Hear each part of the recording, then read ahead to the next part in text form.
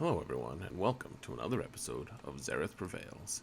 This is a counters episode, and I'm discussing Commander Luke Skywalker as a potential viable matchup for Geonosians.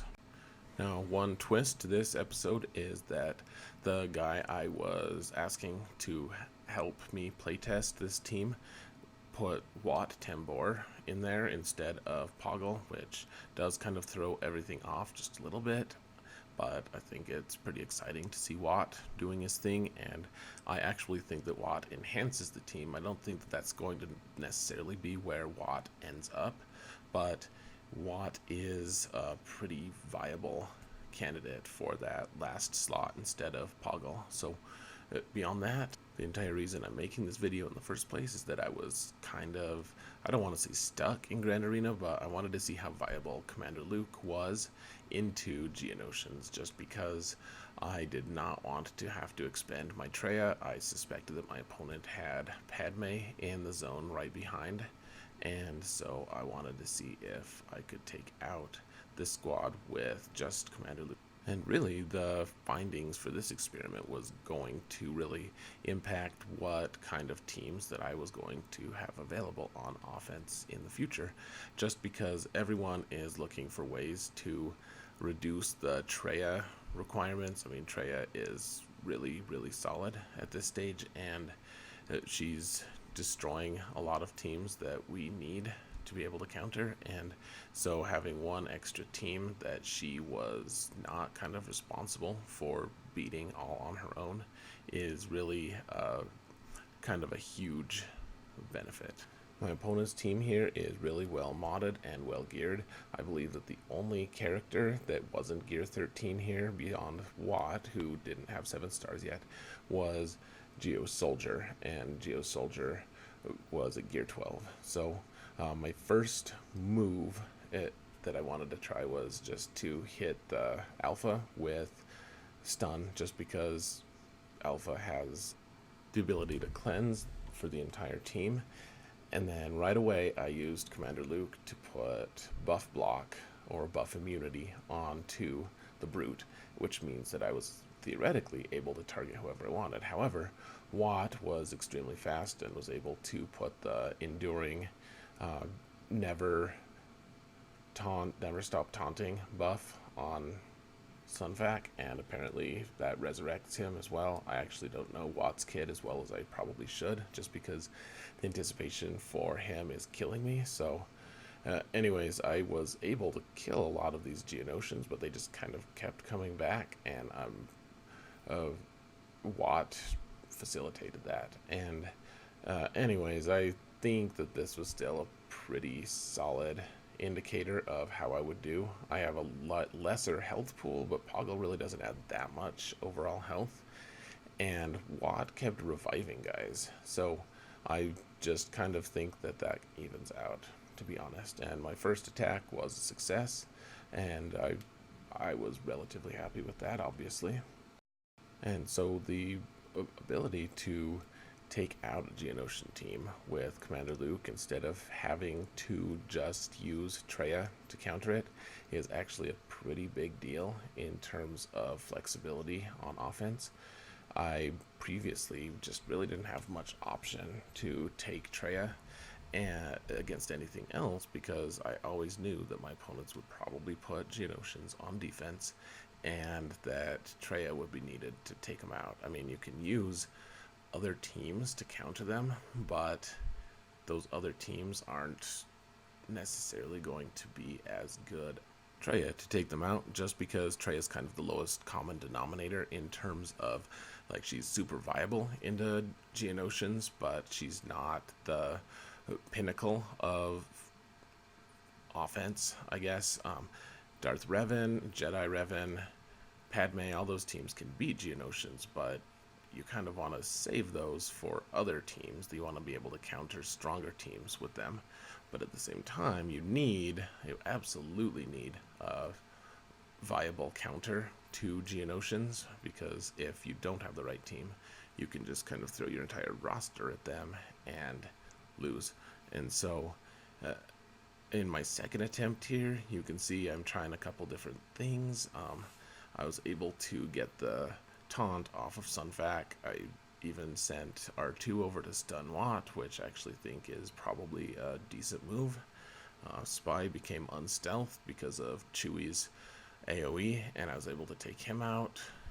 And I mean, at this point, the health pool is pretty low, and my heroes have pretty high health at this point, so it's all over but the crying, so to speak. I'm able to get the win here on my second attempt, and really that's due in large part to the fact that the Brute is being buff blocked. Now, it really throws a hitch in things when Brute is not buff blocked, just because he has a lot higher base armor.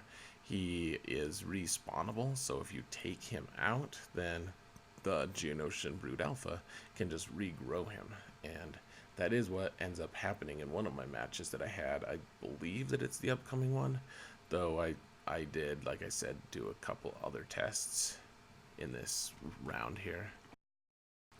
And so, as always, I'm stunning the Alpha here. I have Tenacity down on the Brute, and the Brute does have buff block, so this isn't the instance of that. But once again, trying to take out Sunfac. Sunfac is not really the ideal target, honestly, if you look at the total hit points that Sunfac has, and not only effective hit points, but the armor that Sunfac has.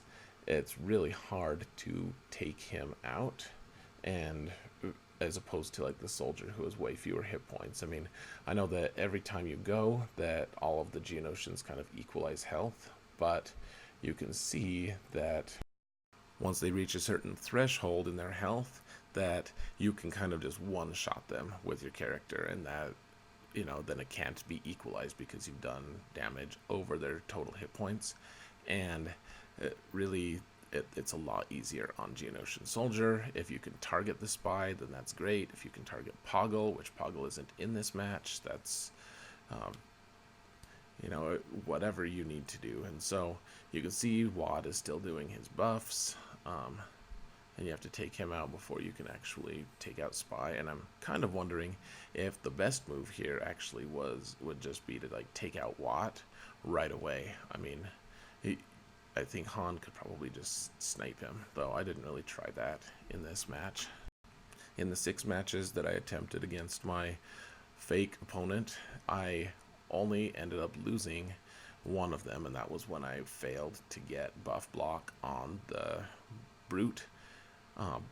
Though I actually did win another match when I failed to get buff block on the Brute, and that's good, as you can see coming up here, because I'm able to get Tenacity down on the Brute, but getting buff block on him failed, and that is a huge bummer, because that means that he's going to maintain his taunt, and the Brute has a lot of extra armor, he has a lot of hit points, and then if you do take him out, the Brood Alpha can just regrow him.